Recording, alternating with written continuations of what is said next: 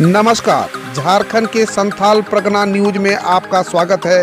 अब आप खबर जानेंगे दुमका, देवघर, जामताड़ा, गोड्डा, पाकुड़ और साहिबगंज जिला से। आप न्यूज को किस गांव या शहर से देख रहे हैं, हमें कमेंट में जरूर बताएं। वीडियो को शुरू करने से पहले आज का लाइक एम 50 रखते हैं। उम्मीद है आप इसे पूरा कर देंगे। तो चलिए जानते हैं शाम तक का मुख्य समाचार।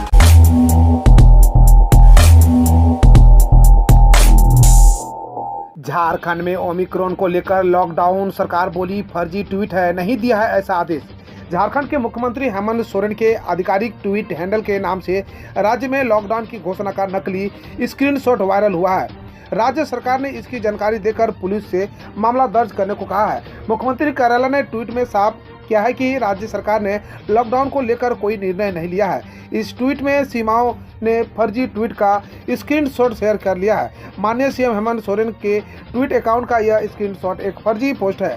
हम बता दें कि राज्य सरकार द्वारा कोविड-19 लॉकडाउन पर ऐसा कोई निर्णय नहीं लिया गया है।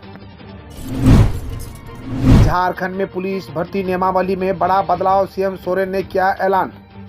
झारखंड सरकार सिपाही भर्ती की नियमावली में बदलाव करने जा रही है। इसकी घोषणा मुख्यमंत्री हेमंत सोरेन ने की है।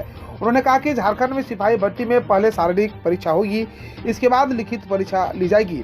उन्होंने यह भी कहा कि पूर्व की सरकारों ने पुलिस की छोटी सी नौकरी के लिए लिखित परीक्षा अनिवार्य कर दी थी, लेकिन अब सरकार ने नियम बदल दिए हैं। इसमें नौकरी करने की शारीरिक क्षमता होगी, उसकी क्षमता दक्षता देखकर पुलिस की नौकरी दी जाएगी।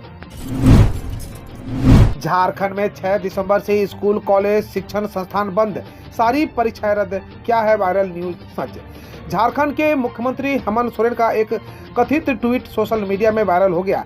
इसमें कहा गया है कि 6 दिसंबर 2021 से 1 जनवरी 2022 तक झारखंड राज्य के सभी स्कूल, कॉलेज, शिक्षण संस्थान, आंगनबाड़ी केंद्र, धर्म स्थल और पार्क सब बंद कर दिए जाएंगे। वायरल ट्वीट में यह भी कहा गया है कि इस दौरान जितनी भी परीक्षाएं होनी थी सभी रद्द कर दी गई।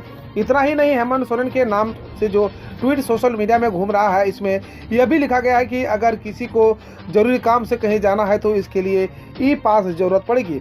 इस वायरल ट्वीट में लिखा गया है कि मेरे झारखंड वासियों, आप सभी को मालूम होगा कि एक घातक वेरिएंट आया है जिसका नाम ओमिक्रॉन है। आप सभी की सुरक्षा के लिए झारखंड में लॉकडाउन लगने की वाला है।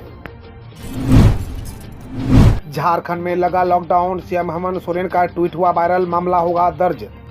एक तरफ कोरोना के नए वेरिएंट ओमिक्रॉन की दस्तक ने लोगों की, सरकारों की चिंता को बढ़ा दिया है, वहीं झारखंड के सीएम हेमंत सोरेन के आधिकारिक हैंडल से लॉकडाउन का एक फर्जी ट्वीट वायरल हो रहा है, जिसके बाद राज्य सरकार ने मुख्यमंत्री हेमंत सोरेन के आधिकारिक ट्वीट हैंडल से राज्य में लॉकडाउन की घोषणा एक फर्जी स्क्रीनशॉट साझा किए जाने के बाद पुलिस में मामला दर्ज कर लिया गया है।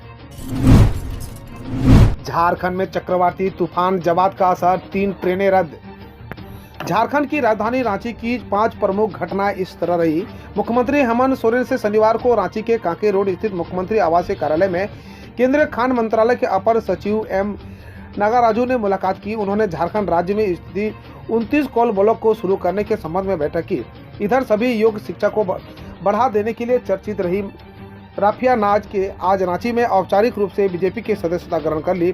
अगली खबर का रुख करते हैं। राज्यपाल रमेश बैस ने Indian chamber of commerce Jharkhand chapter ICC mining conclave को संबोधित किया। वही चक्रवर्ती तूफान जवाद का असर झारखंड में भी देखने लगा।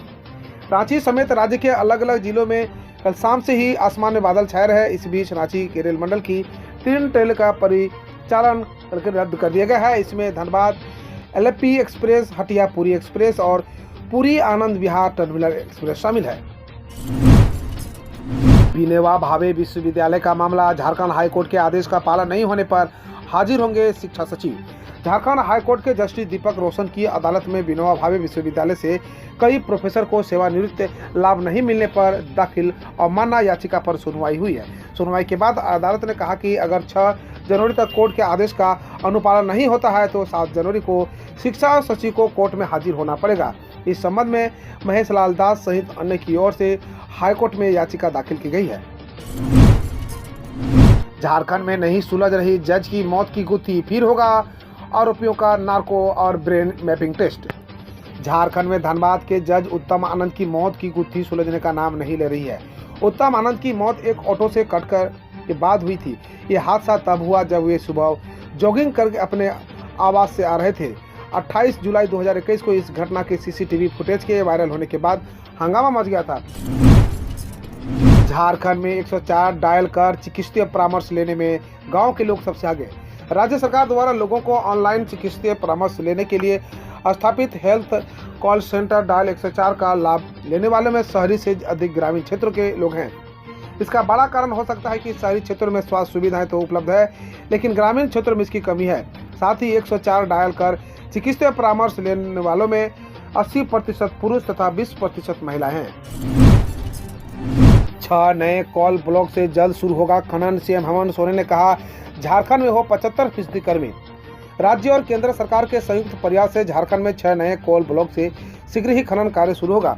जल्द ही केरेडारी, चट्टी, बरियातू, बादाम, तुबेत, टोकी सूद और लोहारी कोल ब्लॉक चालू होंगे। मुख्यमंत्री हेमंत सोरेन शनिवार को सीएम से आवासीय कार्यालय में केंद्रीय खनन मंत्रालय के अपर सचिव एम नागराजू से मिलकर झारखंड स्थित 29 कोल ब्लॉकों को चालू करने के संबंध में बैठक की। महिला ने लगाए थे अश्लील बातचीत के आरोप। ट्रेन के आगे कूदकर क्लर्क ने की आत्महत्या। झारखंड के गोड्डा जिला में एक कॉलेज में कथित तौर पर नामांकन कराने आई एक छात्रा और उसकी मां के साथ अश्लील बातें करने के आरोप सार्वजनिक होने के बाद शुक्रवार सुबह आरोपी ने ट्रेन के सामने कूदकर जान दे दी। गोड्डा के पुलिस अधीक्षक वाईएस रमेश ने पीटीआई को बताया कि पुलिस ने गोड्डा कॉलेज के क्लर्क बालमुकुंद दुबे द्वारा तड़के लगभग 6 बजे एक ट्रेन के सामने कूदकर आत्महत्या करने के मामले में भी प्राथमिकी दर्ज कर ली है।